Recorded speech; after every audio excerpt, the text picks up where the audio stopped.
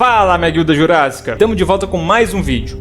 Neste vídeo, vamos fazer uma viagem no tempo para o escaldante e hostil Jurássico Superior, de 150 milhões de anos atrás. E você vai descobrir por que essa seria a pior época possível para se visitar, explorando um mundo de geografia bizarra e secas brutais que serviu de palco para a verdadeira era de ouro dos dinossauros, dominada por carnívoros implacáveis como o Alossauro, herbívoros fortemente armados, saurópodes colossais e oceanos repletos de monstros que fariam de cada segundo uma luta impossível pela sobrevivência.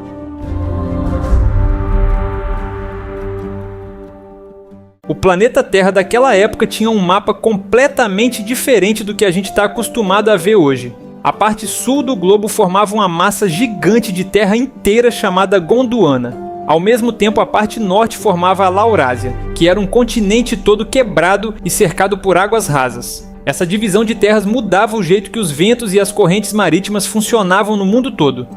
O clima do Jurássico Superior funcionava como uma estufa global muito intensa que abafava o ambiente. As temperaturas médias do planeta ficavam 15% mais altas do que as de hoje, e não existia nenhuma calota de gelo nos polos. O calor tomava conta de tudo e transformava grandes partes dos continentes em desertos imensos e quentes. Isso criava um ambiente muito difícil para qualquer animal encontrar água fresca ou uma sombra para descansar. O fundo do mar ajudava a piorar esse cenário de calor extremo constante. A crosta terrestre abrigava vulcões do tamanho de países inteiros que estavam em atividade o tempo todo. Um desses vulcões gigantes era o maciço Tamu, que ficava debaixo da água e jogava quantidades enormes de gases na atmosfera. Esses gases seguravam o calor do Sol perto do chão e não deixavam o planeta esfriar durante a noite. Toda essa atividade vulcânica também aquecia os oceanos de um jeito que a gente nunca viu igual. A água do mar chegava a marcar 32 graus de média em várias partes diferentes do planeta. O mar quente evaporava muita água de uma vez e causava chuvas muito fortes em algumas épocas do ano. Logo depois vinham períodos muito secos que castigavam a terra, rachavam o solo e secavam os rios até o fundo. As secas sazonais dessa época levavam todos os ecossistemas ao limite da sobrevivência. A falta de chuva fazia a vegetação rasteira secar rápido e as árvores perdiam a maioria das folhas. Sem ter o que comer de forma fácil, os herbívoros começavam a ficar fracos e passavam a morrer de fome ou de calor nas planícies. Isso criava um efeito dominó que atingia todos os animais da região de forma bem rápida.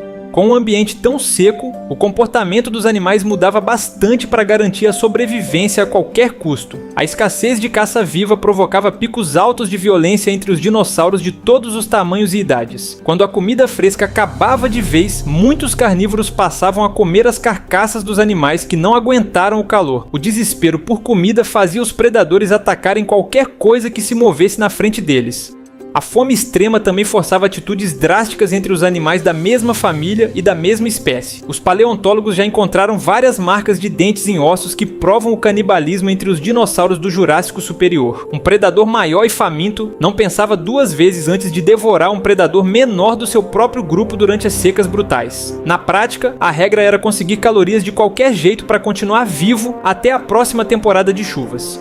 Apesar do clima muito pesado, a variedade de dinossauros conseguiu atingir o ponto mais alto nessa época. O principal exemplo disso fica na América do Norte, em uma região de pedras e fósseis chamada hoje de Formação Morrison. Os cientistas já descobriram restos de mais de 40 espécies de dinossauros diferentes vivendo juntas por ali. Isso significa que o ambiente mantinha uma teia alimentar bem complexa e cheia de opções para caça e alimentação. O cenário da Formação Morrison misturava planícies abertas com rios rasos que cruzavam partes do terreno. Essa geografia permitia que animais pequenos e grandes encontrassem espaços diferentes para procurar comida sem bater de frente o tempo todo. A convivência forçada por causa das secas fazia cada espécie desenvolver adaptações muito específicas para não competir de forma direta. Cada dinossauro adotava o seu tipo de planta ou o seu tipo de presa favorita para evitar brigas maiores. O carnívoro mais abundante que dominava essas planícies norte-americanas era o Alossauro. A quantidade de fósseis dele é tão grande que ele representa 75% de todos os predadores encontrados nessa região. Ele funcionava como o leão daquele ambiente e estava sempre na liderança da cadeia alimentar local. O Alossauro se espalhava por vários territórios diferentes e conseguia caçar uma variedade muito grande de animais com facilidade. O corpo do alossauro era feito para caçar presas grandes e médias com bastante agilidade e força. Ele passava dos 8 metros de comprimento e pesava perto de 1,5 toneladas, o que dava a ele muita vantagem na hora do ataque. Os braços dele eram longos para o padrão dos terópodes e tinham garras afiadas que ajudavam a segurar o alvo. A boca abria de um jeito bem amplo e funcionava como um machado na hora de morder a presa. O crânio do alossauro conseguia suportar impactos muito fortes contra ossos e músculos pesados dos herbívoros. Ele usava os dentes com bordas serrilhadas para arrancar grandes pedaços de carne e causar ferimentos graves com uma mordida só. Essa estratégia de caça era muito boa porque ele não precisava segurar o animal se debatendo por muito tempo. Ele dava a mordida principal e esperava a presa cair de fraqueza antes de começar a comer em segurança. O alossauro dominava em número de indivíduos. Além disso, a América do Norte abrigava monstros carnívoros ainda maiores espalhados pelo território. O principal deles era o Saurophaganax, que podia pesar até 5 toneladas e passava dos 10 metros de comprimento. Ele era tão grande que é provável que ele conseguisse roubar a caça de outros predadores apenas usando o tamanho e a força bruta para assustar. O peso dele exigia muita energia e ele precisava comer quantidades enormes de carne sempre que encontrava uma oportunidade. Essa mesma região da América do Norte também era a casa de megalosaurídeos colossais que caçavam nas áreas de floresta mais fechada. O Torvosaurus era um predador de focinho longo e braços muito musculosos que brigava de igual para igual com qualquer outro gigante. O Edmarca Rex também vivia por lá como um carnívoro imenso e cheio de partes ainda desconhecidas para a ciência moderna. Eles ficavam na camada mais alta dos caçadores e focavam nos herbívoros mais pesados da época. Para sobreviver no meio de tantos gigantes famintos e violentos, os predadores menores precisaram adotar jeitos de viver bem restritos.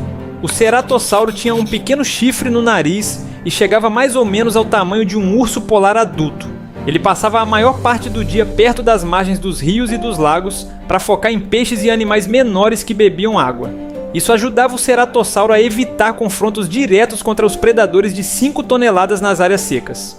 Os ancestrais mais antigos do famoso tiranossauro também andavam pela região em versões bem pequenas e leves. Eles tinham braços longos e pernas muito compridas para conseguir correr rápido atrás de lagartos, insetos grandes e filhotes desgarrados. Focar em presas bem pequenas era a saída perfeita para eles não chamarem a atenção do alossauro e das outras ameaças maiores. Eles ocupavam o nível mais baixo entre os predadores carnívoros e precisavam ficar sempre alertas para não virarem o almoço de alguém. O Jurássico Superior entrou para a história como a verdadeira era de ouro dos pescoçudos. Esses animais são chamados pelos cientistas de saurópodes e conseguiram atingir proporções enormes que parecem irreais para os dias de hoje. O corpo deles funcionava em torno de um pescoço gigante de um lado e uma cauda muito longa do outro lado para manter a estabilidade enquanto andavam. Eles caminhavam em grupos familiares para se proteger e consumiam a maior parte da vegetação alta das florestas. O Diplodoco era um dos pescoçudos mais comuns avistados nessas planícies e margens de rio. Ele tinha um corpo longo e consideravelmente leve para as dimensões dele, além de uma cabeça pequena que ajudava a arrancar folhas baixas e galhos finos. A cauda dele terminava em uma ponta fina como um chicote de couro, que ele usava para estalar no ar e assustar predadores. Eles passavam o dia inteiro comendo e andavam devagar pelo terreno em busca da próxima árvore verde. O apatossauro dividia o mesmo espaço e adotava um formato de corpo muito mais largo, baixo e pesado. O pescoço dele era muito grosso por baixo da pele e servia para aguentar brigas por liderança do grupo ou impactos fortes contra predadores maiores. Eles engoliam folhas e galhos redondos sem mastigar e deixavam o estômago gigante processar tudo devagar lá dentro. O tamanho imenso e o formato encorpado funcionavam como a defesa principal para evitar ataque surpresa. No meio desses bandos com animais gigantescos, o colossal Maraapunisaurus impressionava os outros pelo volume e pelo peso absurdo. Há evidências de que esse animal chegava perto das 70 toneladas em vida e precisava caminhar longas distâncias para não destruir a vegetação de uma área só. As pernas dele cresceram grossas como colunas de pedra apenas para conseguir aguentar todo esse volume de carne em pé. Um animal desse tamanho exato depois de adulto não enfrentava nenhum predador natural capaz de machucar a pele dele. Para não virarem presa fácil de predadores rápidos e cheios de dentes, alguns dinossauros desenvolveram armas físicas letais pelo corpo. O estegossauro é o modelo perfeito de herbívoro preparado para o combate corporal na Terra. Ele possuía 2 linhas de placas de osso pelas costas e carregava 4 espinhos imensos focados na ponta da cauda. Esse conjunto grosso de espinhos conseguia furar de verdade os ossos das pernas de um carnívoro menos cuidadoso. O estegossauro girava e balançava a cauda com muita força e precisão quando percebia um cheiro diferente ou se sentia encurralado. As marcas fundas de furo e de osso quebrado encontradas nos fósseis de alossauro mostram que a defesa com espinhos funcionava muito bem na prática de verdade. Ele andava com o pescoço baixo e perto da terra para comer samambaias e mantinha a cauda armada de costas para o perigo. O formato largo dos ombros dele dava a base necessária para soltar golpes pesados de cauda sem capotar. De forma parecida com os espinhos da cauda, as primeiras armaduras corporais grossas começaram a surgir nos dinossauros mais baixos do ambiente. O Mimorapeuta era um anquilossauro antigo e andava bem perto do chão com as costas cobertas inteiramente por placas de osso fundidas. Essa proteção cobria toda a parte de cima dele e funcionava como um escudo natural colado nas costas para travar a mordida dos carnívoros mais gulosos. O predador que focava no pescoço ou nas costas dele acabava apenas mastigando uma pedra de osso duro. O lado oposto dessa segurança encouraçada era formado pelos herbívoros pequenos, que nasciam sem armas e sem armaduras. O driossauro e o campitossauro possuíam em média o tamanho de uma onça e viviam de beliscar a vegetação rasteira nas bordas limpas das florestas e lagos. Eles apresentavam pernas muito compridas e musculosas que garantiam corridas de explosão fortes e rápidas em terrenos esburacados. Eles dependiam totalmente dessa velocidade imediata e dos reflexos afiados para fugir direto das mandíbulas de qualquer ameaça. Esses corredores indefesos passavam a maior parte do dia de cabeça levantada para tentar observar movimentos estranhos a longas distâncias. Eles andavam agrupados para ter mais olhos vigiando as moitas e as sombras ao redor do grupo. Qualquer barulho de galho estalando fazia o bando inteiro disparar em corrida frenética para dentro das matas mais fechadas possíveis. A agilidade deles e o peso leve garantiam a única saída de vida em um mundo cheio de garras nas espreitas. A natureza sempre encontrava soluções repetidas para áreas que ficavam separadas e isoladas pelas águas quentes do Jurássico Superior. No território da parte sul do globo, que formava o Gondwana, onde fica a África de hoje, a ecologia copiava as estratégias da América do Norte. O Girafatitã fazia por lá o mesmo papel de alcançar folhas altas que os braquiossauros faziam pelo norte do mundo. Ele vivia de pescoço erguido na vertical em bandos tranquilos e pesava o suficiente para ficar seguro na planície seca. O Kentrossauro também habitava essa parte da África antiga e funcionava de uma forma muito semelhante ao Estegossauro no quesito de segurança contra ataques. O diferencial do corpo dele era manter espinhos muito compridos saindo das laterais dos ombros e não somente nas costas e no final da cauda. Essa proteção esticada para os lados dificultava a aproximação e o bote rápido de qualquer carnívoro de Gondwana que tentasse um ataque pelas beiradas. Ele andava consumindo plantas baixas e lidava com épocas de seca que lembravam bastante os desertos americanos. Essa repetição natural das formas e dos costumes em lugares diferentes acontece porque as soluções de sobrevivência acabavam sendo as mesmas para climas que traziam os mesmos riscos de falta de água e de calor sufocante. Pernas imensas aguentavam peso em qualquer terreno do globo, enquanto placas ósseas bloqueavam a mordida de qualquer lado. O mundo possuía divisões geográficas bem diferentes das nossas. Além disso, o comportamento da vida selvagem para tentar viver mais um dia andava na mesma direção geral de adaptação. Saindo do território infestado pelo alossauro no norte do planeta, outras regiões distantes passavam por uma grande ascensão de novos carnívoros e novas linhagens perigosas e dominantes. A Europa e a África começavam a ver a chegada firme de predadores com mandíbulas gigantes chamados de Carcharodontossaurídeos. O Veterupristisaurus representa muito bem a força desse grupo inicial e caçava usando os dentes fortes que pareciam verdadeiras facas de cozinha para rasgar o couro de animais blindados. Eles começavam as preparações evolutivas para se tornar o topo da predação terrestre por muitos milhões de anos para frente. Os caçadores que se espalhavam pela Europa andavam principalmente por florestas rasas e áreas alagadas, buscando rastrear as grandes manadas que migravam pelo território quente do continente. O calor formava conjuntos de pequenas ilhas por causa da evaporação, e os grandes predadores precisavam muitas vezes nadar e cruzar faixas de água para alcançar novos litorais em busca da próxima presa grande. O peso pesado deles ajudava a derrubar os dinossauros maiores que caçadores leves demais não teriam coragem de atacar pela frente sem chamar o bando. Na faixa de terra contínua que formava as florestas úmidas da Ásia moderna, o cenário abrigava feras com crânios fundos e fêmures largos preparados para arrancadas curtas em espaço fechado. O monstruoso Yanchuanosaurus ultrapassava a marca de 3 toneladas no peso e reinava supremo como a pior coisa que qualquer animal poderia encontrar por aquelas florestas. Ele possuía as garras perfeitas para prender a presa antes de afundar os dentes imensos no pescoço do alvo mais fraco da manada em pânico. A vida não garantia paz em nenhum continente que ficasse acima da linha do oceano.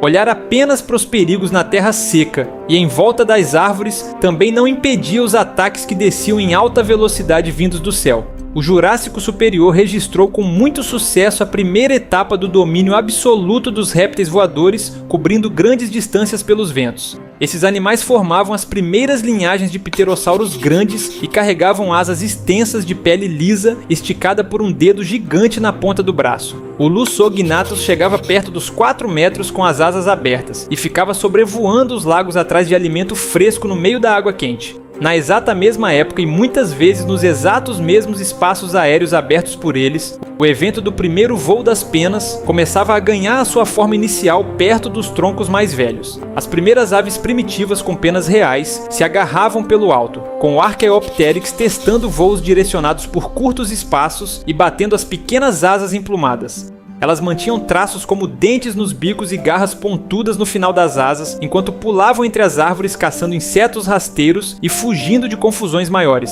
As águas salgadas que cercavam os continentes rasgados pela formação vulcânica também formavam um cenário terrível com animais gigantes bem silenciosos.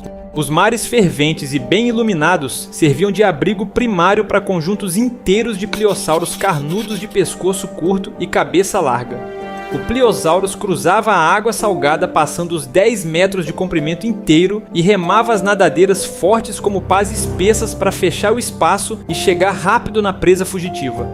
A boca pesada dele funcionava com a pressão direta de um moedor de sucata feito para quebrar esqueletos das tartarugas em um golpe único. Esses mesmos oceanos fundos serviam de casa escura para nadadores rápidos com as costas brilhantes e enormes olhos para conseguir caçar perto do fundo do assoalho oceânico sem perder a vista do alvo no escuro. Os ictiossauros gigantes cruzavam correntes quentes em bando enquanto perseguiam manchas pretas de lulas e cardumes assustados no meio da água mais fria da parte de baixo. Eles possuíam um corpo muito hidrodinâmico para cruzar a água rápido e usavam bicos alongados com uma sequência enorme de dentes pontiagudos de caça. Eles voltavam para cima apenas para pegar ar antes de descer de novo. Pelas bordas onde as praias secas encontravam as correntes de maré salgada, a água morna virava a zona de ataque favorito para versões pré-históricas gigantes de crocodilos adaptados com pele áspera e muito grossa e narinas projetadas para cima. O Machimosaurus passava os dias mergulhado camuflado pela lama da costa para afundar o golpe letal contra tartarugas de casco e pequenos pescoçudos distraídos perto da onda molhada. Ele suportava o sal muito melhor do que outros animais e arrastava as presas feridas para baixo da água sem fazer espanto na superfície até baterem na areia mole. Nas planícies que viravam desertos duros, nos ventos cobertos pelas asas sem pena dos grandes voadores gigantes ou na faixa verde escura das águas oceânicas que aqueciam mais a cada década, cada espaço livre ocupado nesse mundo significava encarar animais implacáveis para passar as próximas 24 horas comendo ou fugindo até a exaustão física total.